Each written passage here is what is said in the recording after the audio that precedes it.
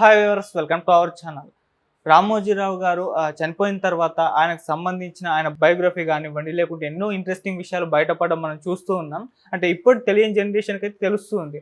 అయితే ఈ లోపల మరొక ఇంట్రెస్టింగ్ అంశం ఏంటంటే ఆయనకు ఒక కోరిక ఉండేది. ఆ కోరిక తీరకుండానే ఆయన చనిపోయారు అని చెప్పేసి కొంతమంది ఆయన సన్నిహితులు చెప్పడం చూస్తున్నాం. ఇంతకు ఏంటా కోరిక? మరి ఇప్పుడు ఇదే అంశం మీద డిస్కస్ చేయడానికి ప్రజెంట్ మనతో పాటు సీనియర్ జర్నలిస్ట్ జయదేవ్ గారు ఉన్నారు. వారితో ఒకసారి మాట్లాడు.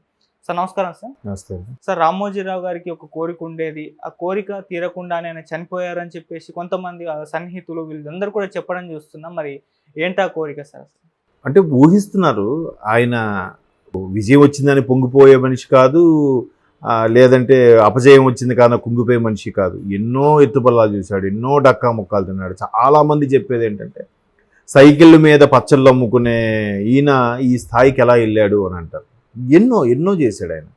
మేజర్గా కనపడేవి ఫిల్మ్ సిటీ, ఈనాడు టెలివిజను, అలాగే ఉషాకిరణ్ మూవీసు, తర్వాత ఈనాడు ప్రింట్ మీడియా, తర్వాత కళాంజలి, డాల్ఫిన్ హోటల్సు, ఇట్లా కొన్నే మనకు తెలుసు. ఇంకెన్ని చేశారు ఆయన కెరీర్ స్టార్టింగ్లో, ఎంత ఇబ్బంది పడ్డారో, ఎన్ని కష్ట నష్టాలు. ఫస్ట్ 69లోనే అన్నదాత పత్రికతోని మీడియా ప్రయాణం స్టార్ట్ అయింది. తర్వాత 74 నుంచి ఇంకొక రెవల్యూషన్. మీరు అబ్జర్వ్ చేస్తే ఈనాడు పేపర్కు ఉండే ఫాంట్ సైజ్ కానీ, ఆ ఫాంట్ స్టైల్ కానీ ఇంకా దేనికి ఉండదు. మీరు అబ్జర్వ్ చేయండి. మరి అది ఎట్లా సాధ్యమో, ఎట్లా పేటెంట్ తీసుకున్నారో, ఆ టెక్నిక్ ఎలా ఉంచారో తెలియదు కానీ ఆ అద్భుతం. దాంతో పడగొట్టాలని గతంలో చాలా ఒక టైంలో వార్తా పేపర్ అయితే దానికి పోటీగా వచ్చింది కూడా. బట్ తర్వాత సాక్షి ఎన్నొచ్చినా ఇవన్నీ వన్ సైడ్ చూపిస్తున్నాయి కదా, అది అలా కాదు కదా. ఇప్పుడు ఈనాడంటే మేము మీడియాలో చేసినప్పుడు ఎలా ఉండేదంటే ఏదైనా ఇన్సిడెంట్ జరిగింది అనుకోండి, అక్కడ నుంచి మనకి ఇంకా మా రిపోర్టర్ నుంచి, మా స్టాఫర్ నుంచి ఇన్ఫర్మేషన్ రాలేదనుకోండి, ఆల్రెడీ TV9లో వస్తుంది, TV5లో వస్తుంది, లేదంటే నేషనల్ ఛానల్లో కూడా వస్తుంది. మనకు రాలేదంటే ఇంకా ఇన్ఫర్మేషను, మన రిపోర్టర్ ఇవ్వలేదంటే ఏం జరిగింది అంటే వాడు ఫోన్ చేసి, బాబు ఇట్లా బ్రేకింగ్ వస్తుంది కనుక్కో అంటే, అవునా సార్ నాకు ఇంక ఇన్ఫర్మేషన్ రాలేదని చెప్పి వాడు ఆ పనిలో ఉండేవాడు. మేము ఈలోకి ఎంక్వైరీ చేసేవాళ్ళం. మేము బ్రేకింగ్ వేసేవాళ్ళం కాదు. ఒకవేళ అదే బ్రేకింగ్ ఈటీవీలో కానీ వచ్చిందా కన్ఫర్మ్, మేము వితౌట్ మా రిపోర్టర్ కన్సర్న్ కూడా లేకుండా ఈటీవీలో వచ్చిందంటే కన్ఫర్మ్. అంటే అంత పక్క ఈటీవీ, అంత నిబద్ధత రిపోర్టర్లతో సహా. ఊర్లో మీకు అబ్జర్వ్ చేసి చిన్నప్పుడు ఈనాడు విలేకరు వస్తున్నారంటే చాలామంది భయపడేవారు, అధికారులు వాళ్ళు కూడా.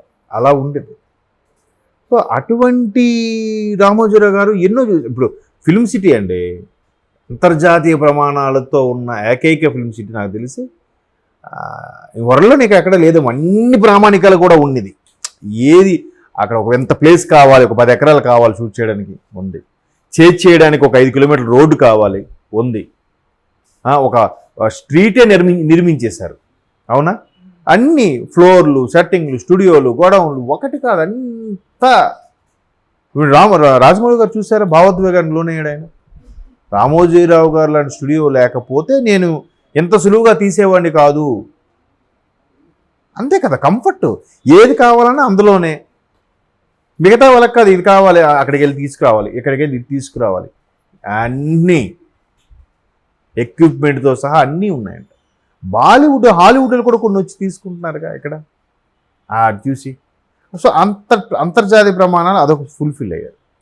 ఛానల్స్ ఇప్పుడు ఛానల్ 20-30 ఏళ్ళ కిందటే ఆయన గెస్ట్ చేశాడు. ఆయన 20-25 ఏళ్ళ కిందటే ఛానల్స్ రాబోయే రోజుల్లో ఇంత ఖ్యాతి ఉంటుంది.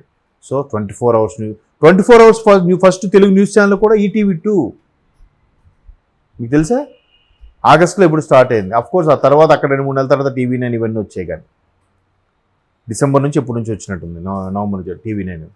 ప్రతిదీ కూడా రెవల్యూషన్ అన్నీ. ఇంకొక మీరు అన్నట్టు ఆ కోరిక ఏంటి అయిండొచ్చు అంటే ఓమ్ సిటీ అని ఒకటి ఉంది. ఆ ఓమ్ సిటీ చాలా భారీగా ప్లాన్ చేస్తున్నారు. దాని ఫిల్మ్ సిటీకి ఆనుకొనే.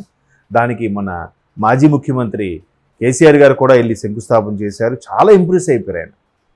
ఉద్యమం టైంలో ఏవైతే విమర్శలు చేశారో ఆ విమర్శలన్నీ కూడా వెనక్కి తీసుకుంటున్నా అని చెప్తూనే, ఇది నిజంగా ఒక గ్రేట్ అడ్మినిస్ట్రేటర్కి, ఒక కళాత్మక దృష్టితో ఉన్న రామోజీ గారు లాంటి వారికి ఇటువంటి సాధ్యం. మేబీ అది ఓపెన్ అవ్వలేదు, అదొక కోరిక అయ్యుండొచ్చు అని అనుకుంటున్నాను. బట్ చాలామంది సినీ విశ్లేషకులు చెప్పేది ఏంటంటే ఆయన ఉషా కిరణ్ మూవీస్ మీద కొన్ని వందల సీరియల్స్ తీశారు. కాకపోతే సినిమాలు మాత్రం కనీసం 100 అవ్వలేదు, మేబీ అయ్యుండొచ్చు అని కూడా నేను అనుకుంటున్నాను. ఎందుకంటే శ్రీవారికి ప్రేమలేఖ చాలా బ్లాక్ బస్టర్. అప్పుడు శ్రీవారికి ప్రేమలేఖ జంజాల గారి సినిమా ఎలాంటి అద్భుతమైన cinema.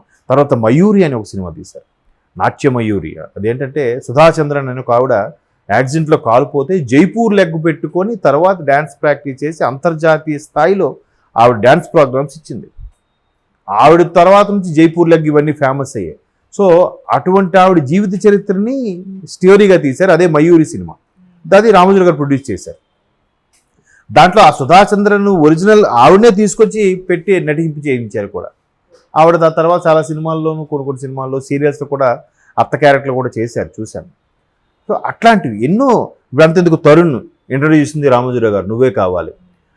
Junior NTR young tiger నిన్ను చూడాలని ఆయన ఇంట్రడ్యూస్ చేసిందే. తర్వాత ఉదయ్ కిరణ్ చిత్రం సినిమా ఆయన ఇంట్రడ్యూస్ చేసిందే. హీరోయిన్ శ్రేయ ఇష్టం సినిమా రామోజీరావు గారిది ఆయన ఇంట్రడ్యూస్ చేసిందే.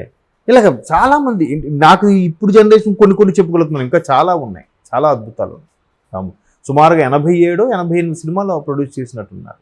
ఈవెన్ నాగేశ్వరరావు గారు లాంటి మహానటులతో కూడా డాడీ అని ఒక సినిమా కూడా తీశారు. అట్లా చాలా చేశారు. మేబీ ఒక 100 అయినా అయి ఉంటే బాగుండేదేమో, అవి ప్రొడ్యూస్ చేయలేకపోయారు. అంటే ఈ సినిమాల మీద కూడా ఏ రంగం పెట్టుకుని ఒక ప్యాషన్ అండి. దానికి ఒక ఎగ్జాంపుల్ చెప్తాను సినిమాలు అంటే.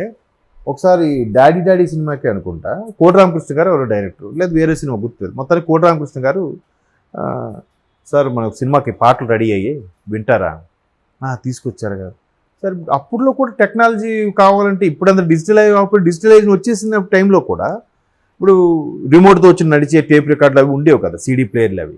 దానికి బాక్సులు ఓఫర్లో పెడితే మంచి సౌండ్ వచ్చేది. వింటారంటే ఈయన క్యాసెట్ తీసుకుని ఆ రూమ్లో సిస్టమ్ ఉంది, దాంట్లో ప్లే చేస్తారేమో అనుకున్నారంట. ఈయన తీసుకెళ్ళి ఆ డ్రాయర్లోంచి ఒక వాక్మెన్ అంటే ఐడియా ఉందా, చిన్నది. ఆ వాక్మెన్ తీసి వాక్మెన్లో పెట్టి అక్కడ టేబుల్ మీద పెట్టి ప్లే చేస్తూ ఇటు అటు తిరుగుతూ విన్నారంట. అంటే బాగుందండి, చేసుకోవచ్చు సాంగ్స్ అన్నారంట. అయితే ఈయన ఉండబట్లేక అడిగేశాడట, సార్ మీరు అందరూ పెద్ద దాంట్లో ప్లే చేస్తారు, మంచి సౌండ్ సిస్టమ్, అందులో వింటే ఎటువంటి బాలేని పాట కూడా వినాలనిపించేలాగా అనిపిస్తాయి, కొన్ని సిస్టమ్స్ అలాగ ఉంటాయి. మరి మీరు ఇందులో ఎందుకు విన్నారని అంటే, సామాన్యుడు వినేది ఇలాగే కదయ్యా, అంత ఎక్విప్మెంట్ ఎక్కడ ఉంటుంది వాడికి వినడానికి. సామాన్యుడు వినేది కూడా మనం గ్రాస్ప్ బాగుంది అనిపిస్తేనే అది పాట, వాడు హమ్ చేసుకునేలాగా ఉండాల్సింది పాట అని చెప్పారంట. చూడండి ఎంత చిన్న విషయాలు కూడా ఎంత విశదీకరించి మాట్లాడడం అనేది ఒక రామోజీరావు గారికి చెందిందని ఆయన చాలా సందర్భాలు ఇంటర్వ్యూలో కూడా చెప్పాడు. కాబట్టి మేబీ ఆ సినిమా 100 అవ్వలేదని అదో కోరిక ఉండిపోయి ఉండొచ్చు. నేనైతే ఓం సిటీ కంప్లీట్ అవ్వకుండా వెళ్ళిపోయాను అనుకుంటున్నాను. ఇంకొకటి ఉంది, ముగిస్తా ముందు. రేపు ఆగస్టు 2024కి ఈనాడు స్టార్ట్ చేసి 50 ఏళ్ళు. ఆ 50 ఏళ్ళు చూడకుండానే వెళ్ళిపోయి ఉండొచ్చు. అది కూడా తీరని కోరిక అయి ఉండొచ్చు. కొంత మానసికంగా కూడా ఇబ్బంది పెట్టేగాక ప్రభుత్వాలు, దానివల్ల కూడా అయిపోయింది. మొత్తానికి చూద్దాం, ఆ తర్వాత వారసులైనా అది ఫుల్ఫిల్ చేస్తే ఆయన ఆత్మకు శాంతి కలుగుతుందని అనుకుంటున్నాను. Okay sir, thank you so much sir.